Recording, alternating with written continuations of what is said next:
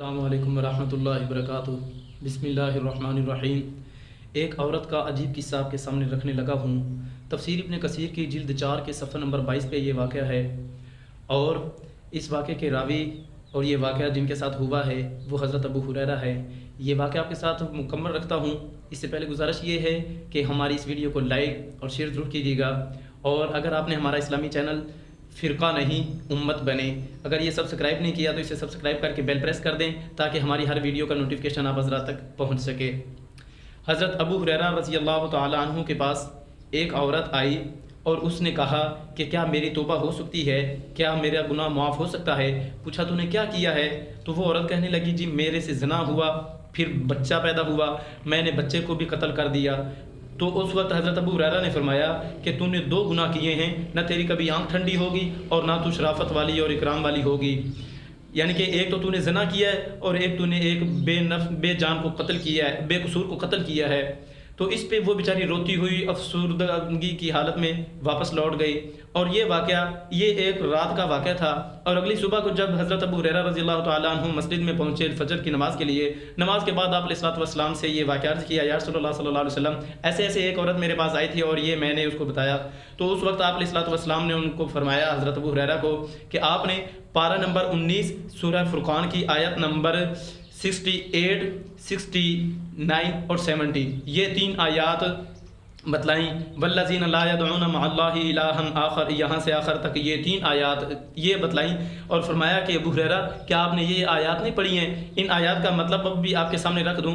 ان آیات کا مطلب یہ ہے کہ اگر آپ کسی ایسے شخص کو قتل کر دیں جس کو اللہ نے حرام کیا ہو حق کے بغیر حق کے، تو ایسے شخص کے لیے بھی عذاب ہوگا، اور جو گناہ کرے گا، شرک کرے گا، والذین لا يدعون مع اللہ الہا آخر، جو اللہ کے علاوہ کسی اور کی پوجا کرے گا، تو ایسے لوگوں کے لیے یضاعف لہ العذاب، تو اس کے لیے عذاب ہوگا اور ان کے عذاب کو بڑھا دیا جائے گا۔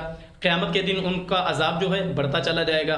اور انہی آیات میں آگے آ کے جو تیسری آیت ہے الا من تاب وآمن وعمل صالحا فاولئک یبدل اللہ سیئاتہم حسنات وکان اللہ غفورا رحیما، اس آیت کا ترجمہ مطلب یہ ہے کہ جس شخص نے توبہ کر لی اور نیک اعمال کیے تو اس شخص کے گناہوں کو اللہ پاک معاف کر دے گا۔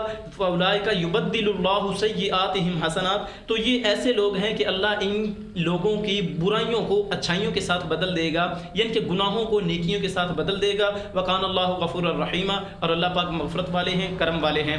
تو آپ علیہ الصلوۃ والسلام نے حضرت ابو ہریرہ سے فرمایا کہ آپ نے یہ آیات نہیں پڑھی ہیں؟ تو پھر یہ واقعہ پڑھنے کے بعد واپسی گئے اور اس عورت کو ڈھونڈنا شروع کر دیا۔ ایک روایت کے مطابق اسے ڈھونڈنا شروع کر دیا، اور ایک روایت کے مطابق اگلی رات وہ عورت پھر آ گئی۔ تو اب کی بار حضرت ابو ہریرہ رضی اللہ تعالی عنہ نے جو آپ علیہ الصلوۃ والسلام کے ساتھ بات چیت ہوئی تھی، یہ بات چیت ساری اس کے سامنے رکھ دی، اور وہ سجدے میں گر گئی، اور اس نے خوشی کے حال میں اپنے رب کو سجدہ کیا اور کہا یا اللہ تیرا شکر ہے کہ تو نے مجھے بچا لیا۔ میرے دوستو، اس واقعے سے ہمیں جو سبق مل رہا ہے وہ یہ ہے، نمبر 1 ہمیں اللہ کے علاوہ کسی کی پوجا، کسی کی عبادت نہیں کرنی چاہیے۔ اور آپ کہیں گے کہ ہم تو مسلمان ہیں، کیسے کس کی کر سکتے ہیں؟ تو جب ہم عبادت میں ریاکاری کریں گے تو وہ گویا کسی کی ہو جائے گی، وہ اللہ کی نہیں رہے گی۔ نمبر 2 کسی کو قتل نہیں کرنا۔ نمبر 3 زنا نہیں کرنا۔ اب یہ جو 3 کام ہیں، یہ ایسے کام ہیں اگر ان میں سے ایک بھی بھول چوک سے بھی ہو جائے تو میرے دوستو اس واقعے سے اور ان 3 آیات میں سے آخری آیت میں جو ہمیں سبق مل رہا ہے وہ یہ ہے کہ ہمیں توبہ کر لینی چاہیے، اللہ کو منا لینا چاہیے۔ دعا ہے کہ اللہ پاک ہماری پچھلی زندگی کے سارے گناہوں کو معاف فرمائے، اور آئندہ زندگی کے مستقبل زندگی کے گناہوں سے، برائیوں سے، شر سے، فسادات سے، لڑائی جھگڑوں سے ہم سب کو بچنے کی توفیق عطا فرمائے، آمین۔ اپنی دعاؤں میں یاد رکھیے گا، نیکسٹ ویڈیو میں ملیں گے انشاءاللہ۔ اللہ آپ سب کو خوش رکھے، سلامت رکھے، آباد رکھے، شاد رکھے۔ السلام علیکم۔